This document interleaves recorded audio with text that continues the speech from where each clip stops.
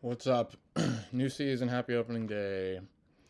More videos to go over the stuff going on. A lot of new subscribers, so I wanted to give you a look at the Slate preview and also this new resource real quick.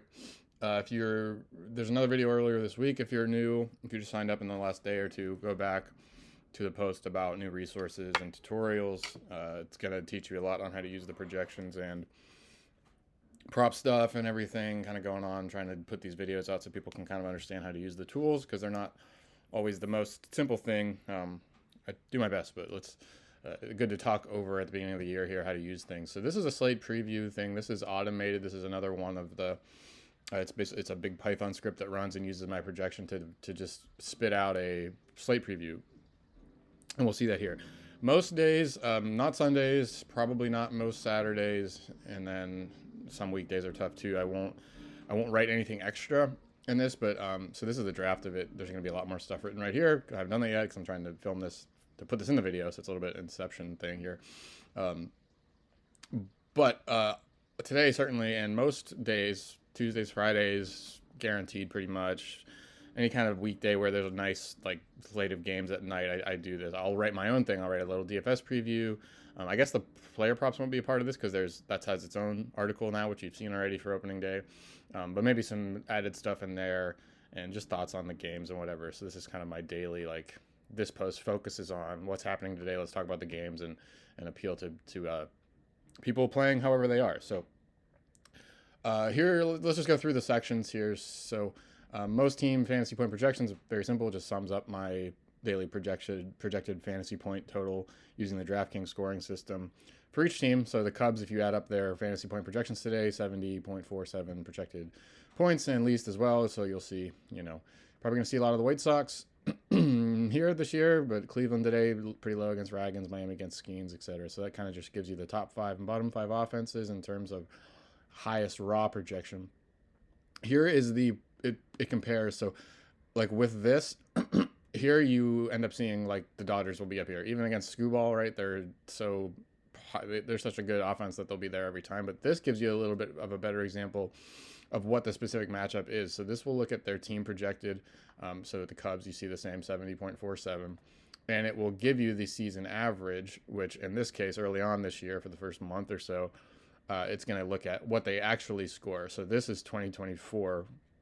So the Cubs are projected almost 5 points above their average. So this gives you the top five offenses in terms of we're expecting them to do better today than they usually are, and that gives you some angles to go for. Max projection players. This looks at everybody's projected point total today and compares it with my system's projection on them for the last year.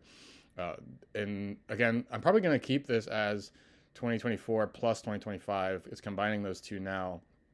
Probably going to keep it that way for half the season or so, but later on in the season it'll just look at this year. But so this will give you the whole list of players. It's usually a short list of players that have their highest ever projection in my model today. A lot of days it'll be blank, but today, Sean Burke makes sense because he's kind of getting his. He only made a few starts last year, and now the model's a little bit higher on him because we saw some stuff, and then Victor Robles as well, just barely beating out his previous max from last year. So that's what that is. Now the rest of this section is DFS. I'm going to put a divider here. This is looking at DraftKings stuff. So if you don't really play DFS DraftKings, this isn't as interested to you. But again, top five raw projected pitchers, top five values. That is points per dollar basically. So Kikuchi 6,900 against the White Sox, pretty obvious spot there for him. Does the same thing by position. So this is the same. Can I get to? Yeah. So this uses the score column. We do main slate here. So the score is not. It's not quite value. It uses raw projection. It adjusts for position, and it also considers the ceiling. So the score is kind of a mixture of salary projection. Salary raw projection and ceiling, and that gives you a score. So what you'll end up with here is still a few bugs in the stuff. Bear with me, but if we look at the catcher position and look at the highest scores, that's what you see here. So this will just match. If you're looking at this daily projection dashboard, that's what you'll see there. and it does that for all five, all main positions, the top five for each. And then game by game previews, that'll just go through every game. We'll just show you one here. So the projected game score, I've got the Yankees winning 4.7 to 3.9. Gives them a 55% chance to win. Vegas says 8 runs. I say 8.5 runs. Again, please, I've said this over and over again, but do not don't be, I really don't recommend anybody be betting game overs, because my model just isn't, it's not meant for that.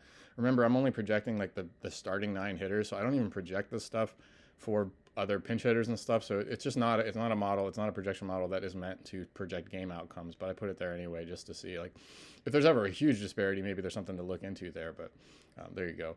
Then the pitcher stats, it'll just give you my favorite stats for both starting pitchers. For right now, it's for a while, it's going to use 2024 to 2025. Here's the projections. Here's the K-prop lines on DraftKings, just so you can kind of get an idea of what the sportsbook thinks they'll do.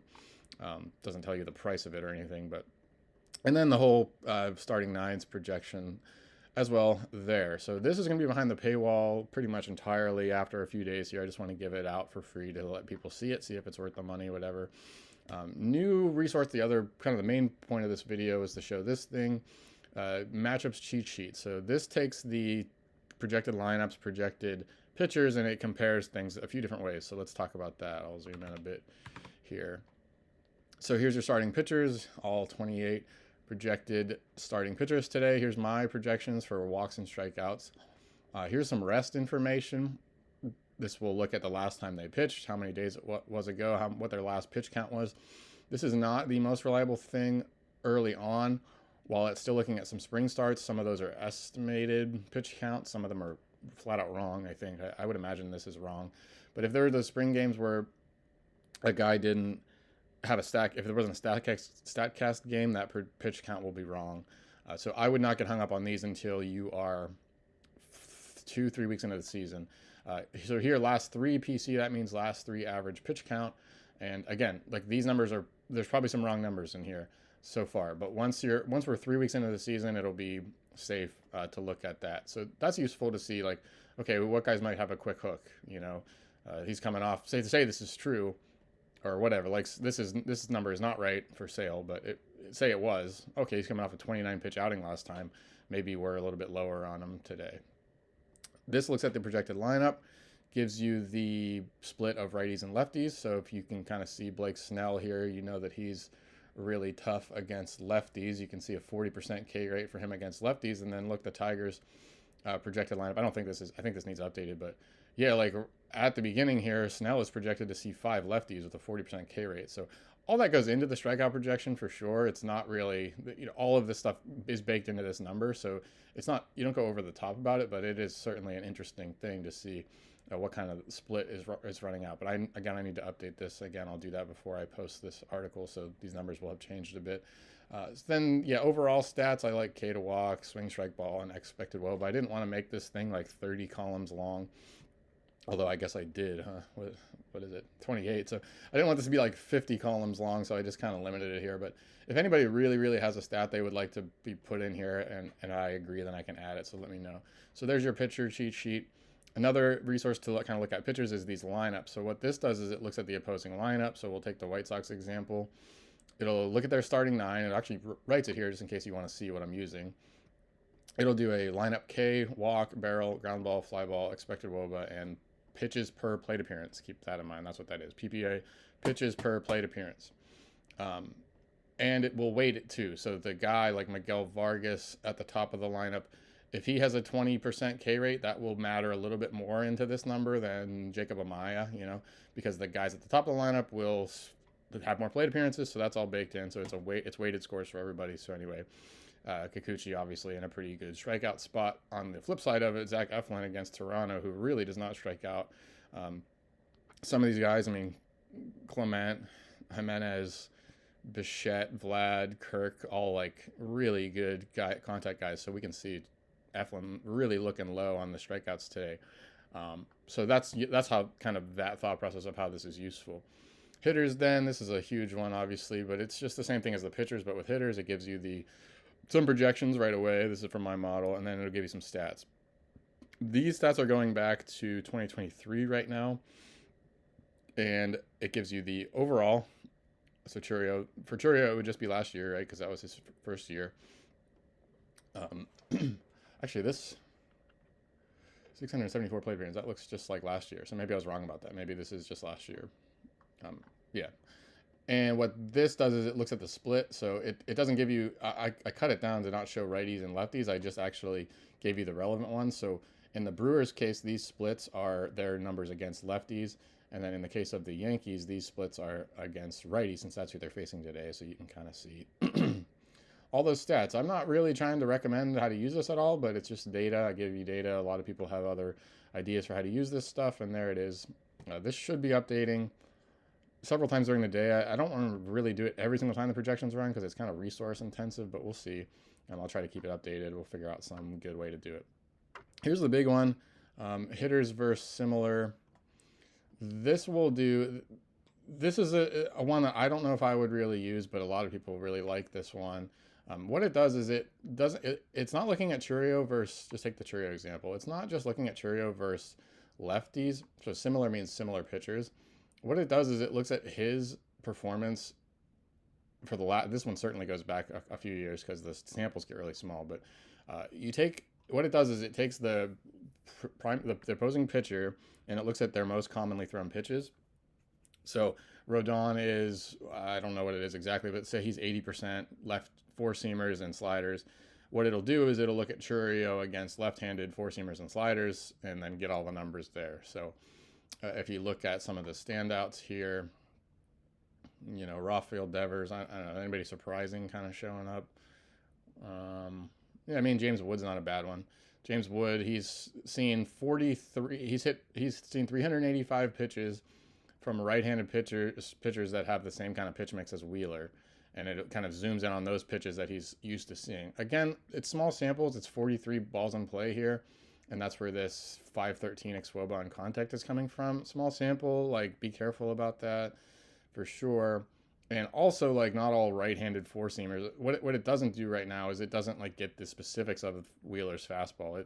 There could be some pretty poor, Kyle Hendricks could be mixed in here with him. I'm not sure if he is. It's more complex than it sounds, but quite possible that, Kyle Hendricks' fastballs against James Wood would be in here too because it's a right-handed four-seamer, right? And those aren't really the same thing. But anyway, this just gives you some idea. You'll probably see some lefties, not Jordan, of course, but some lefties that really struggle, like Gavin Sheets, right? He's facing a tough lefty. He probably hasn't done too well against those left-handed pitchers, and you see that here. So it's similar to just the split that you see here, but a little bit more specific because it focuses in on the pitch types he's likely to see today. So that's the matchup sheets. That is the slate preview. It'll come most days a week with varying different inputs from me, or amounts of inputs. So that's it. Should be a fun season. Thanks for checking this out.